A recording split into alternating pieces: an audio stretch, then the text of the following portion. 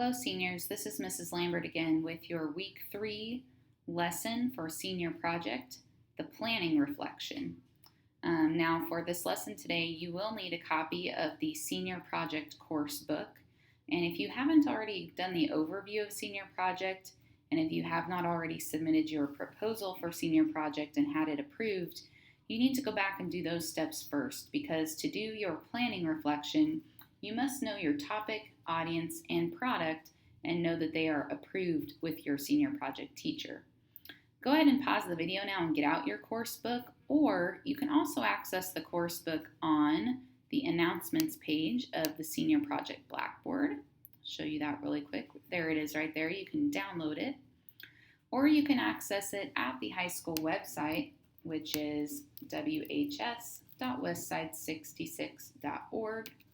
And once I go there, I can go down to Teaching and Learning, Senior Project, and there's all the information I need about Senior Project, the due dates, the facilitators, and here is the course guide. So go ahead and pause the video if you need to locate that. Otherwise, I will go ahead and pull that up on my computer right now, right there. And we're going to be looking at page 21 today. The planning reflection is part of the reflection paper that you will be writing, the 10-page paper. Go ahead and read this with me. It says the senior project reflection paper is part record and part sounding board. It will be reviewed by a panel of community volunteers, and once passed will be used to guide your final oral presentation. The sections are designed to allow you, your facilitator, and the community to realize the thought, effort, and struggle and learning that have gone into the elements of your project, as well as allow you to reflect on your creativity, problem solving, and organization skills. So let's go ahead and review the requirements. Today when we do our planning reflection, we're going to make it double-spaced, 12-point font, professional font like Times New Roman or something similar. We're going to go ahead and organize it with some sound paragraphing, some logical ideas, and some good flow of sentences. Our voice needs to be professional and appropriate to an adult audience, so no casual language. And we want to make sure we're using specific word choice and we're very descriptive of all our ideas so that our audience doesn't have any questions. Once we're finished, I'm going to go ahead and show you how to read your work out loud to yourself so you can check for grammar, spelling, or other errors. I'll show you the MLA format today. And then we're going to go ahead and put section headings in aligned left bold font. So if we scroll down, we're going to skip the intro for now and just look at the planning reflection today. This is on page 21 and it does go on to page 22. You're going to be writing up this section today and submitting it to turnitin.com. So let's look at some suggestions of what you could write about. And remember, these are just suggestions, but you do want to cover the things that went into this planning phase. So the first question is, what did you accomplish? You could talk about how you selected your topic, how you found a mentor, why you're choosing this as your topic, how you had to stretch yourself, what decisions went into that. The second question is, what are your hopes for your project and what are your concerns? What are the things you're excited about? What are the things you're worried about?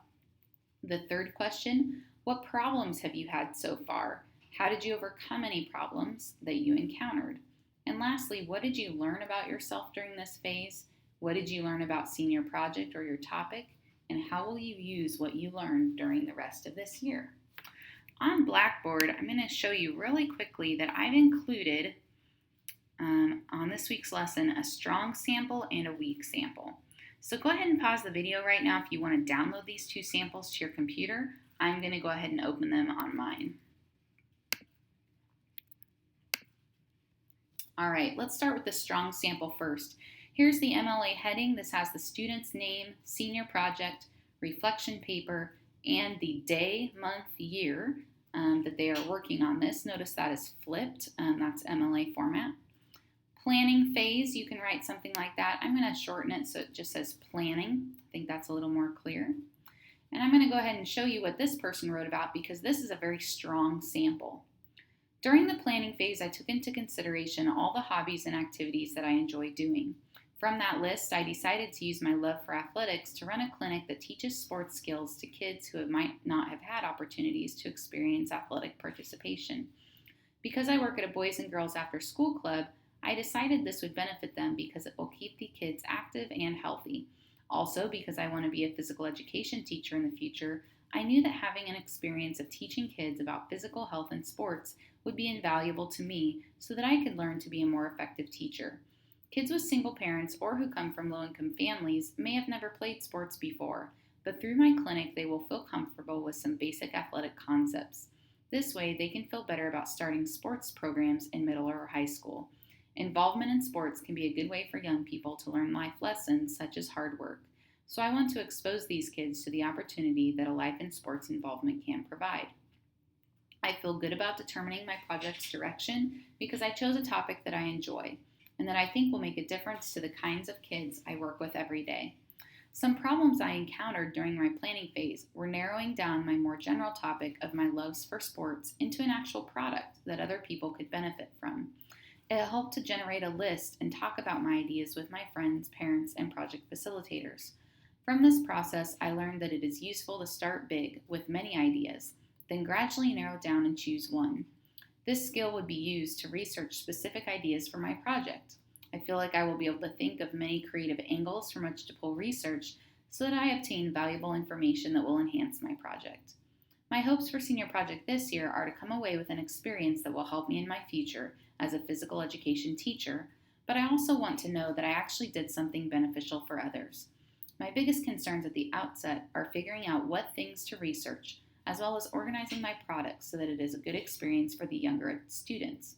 I want to make sure I actually have an impact with my product. So you can see this person did a very good job of thoroughly answering all 4 of those questions that were on the senior project booklet page. Some of the community comments this person passed with commendation. They said it's easy to read and understand, few if any errors, well edited. And I would strongly encourage you before you submit to read your work out loud.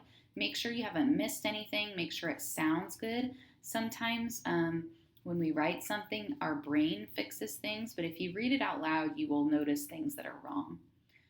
The community also said this person's ideas were specific, they went into detail, and it was very informative.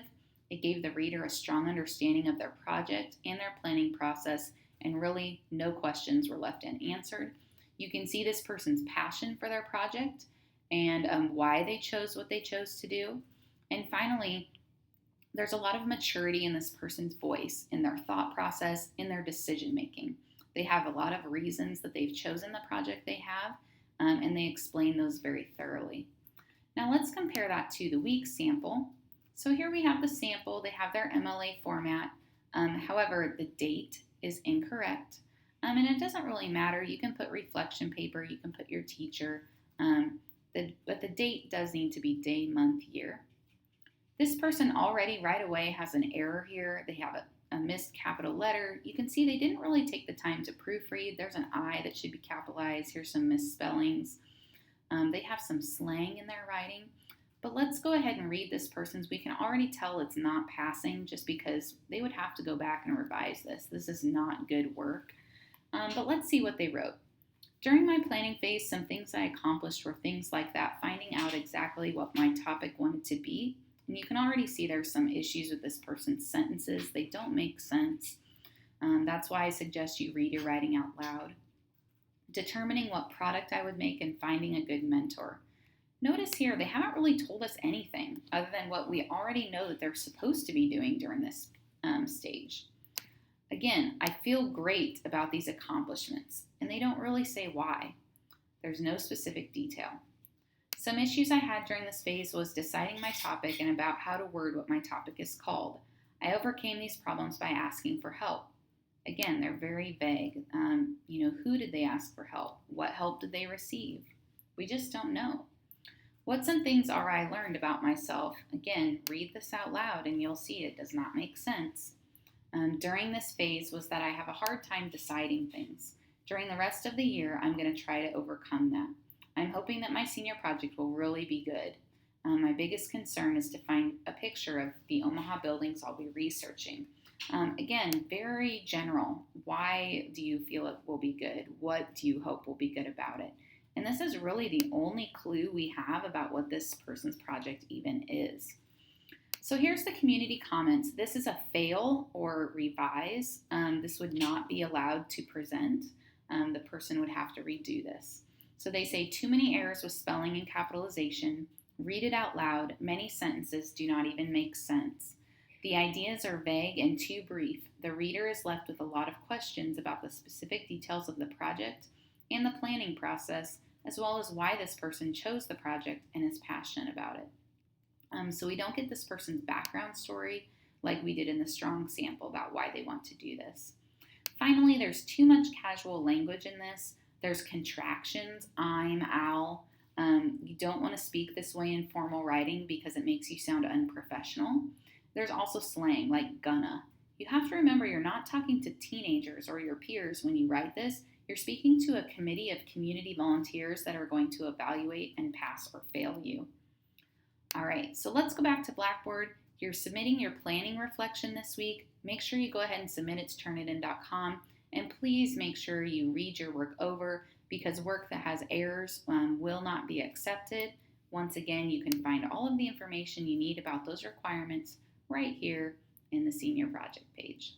That concludes this lesson. See your facilitator if you have questions.